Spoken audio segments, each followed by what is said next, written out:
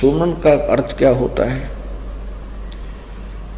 आप जी ने उपदेश ले लिया और स्मरण कर रहे हो आप, और साथ में कोई मर्यादा भी भंग कर रहे हो तो स्मरण नहीं लगेगा आपका।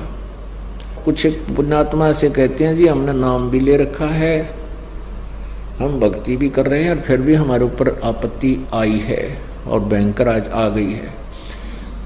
तो कहने का भाव ये है इस दास का कि उन्होंने स्मरण नहीं किया, स्मरण में मर्यादा में नहीं रहे।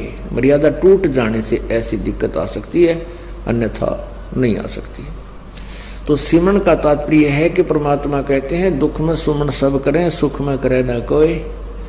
आप दुखी हो, आपको राहत मिली, सुखी हुए, कुछ दिनों के बाद आप इतने भूल जाते हो सत्संग के अभाव से, और फिर गलतियां प्रारंभ कर देते हो। लोक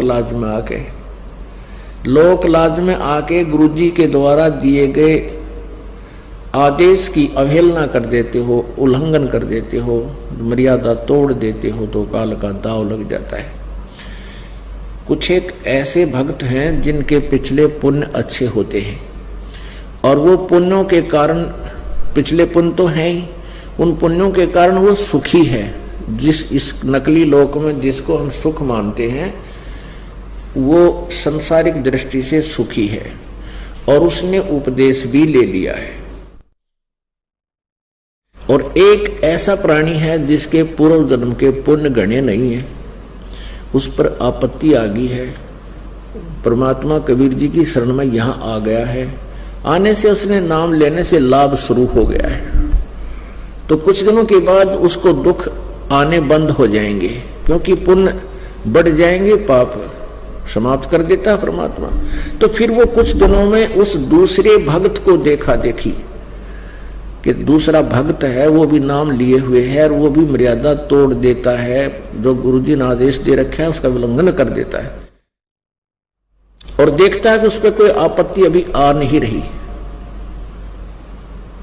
उसको देखकर वो स्वयं भी विचलित होकर के कोई मर्यादा भंग कर देता है।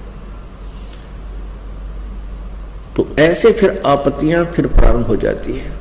जिस व्यक्ति ने उपदेश भी ले रखा है और नाम भी खंडित कर दिया, तो उस पर अब मंत्र उसका है नहीं उसके पास। इस नाम की कमाई बिल्कुल नहीं है। जिसने बीड़ी पी ली, शराब पी ली, मांस खा लिया, या कोई आन उपासना कर ली, या लोक लाज में आके परमात्मा वाले नियम से वो वंचित हो गया, तो उसकी भक्ति नहीं चल रही, उसके पिछले पुण्य चल रही है। और वो सत्संग भी आ जाता है, नहीं भी आता है, बीड़ी भी पीता है, एक आदमी में गुट्टी भी ला लेता है, और वो फिर भी कहता मैं संत रामपाल का शिष्य हूं। वो कह रहा है पर वो दास का शिष्य नहीं है।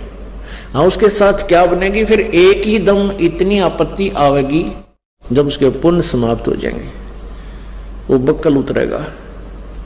और फिर वो व्यक्ति आकर के कहेगा कि मैंने तो नाम ले रखा था जी, हमारे घर पे भी ऐसी आपत्ति आ गई। तो वो ऐसा पापात्मा होगा कि आसपास के क्षेत्र के 10-5 कोई भक्त चारे हो नाम लेने के लिए श्रद्धालु, तो उनके लिए भी वो एक रोड़ा बन जाएगा। यो कहेंगे देखो उनका नाम ले रखा था, आज उनका इतनी आपत्ति आ गई। तो उसके पास नाम नहीं था भगवान वाला, परमात्मा का प्रोटेक्शन नहीं था। जब लग हंसा हमारी आना और काल लगे नहीं तेरा बाणा। जब तक हम परमात्मा की मर्यादा में रहेंगे, आन माने मर्यादा, तब तक काल का अटैक हमारे पर नहीं होगा। तो इस प्रकार हमने परमात्मा की भक्ति के साथ साथ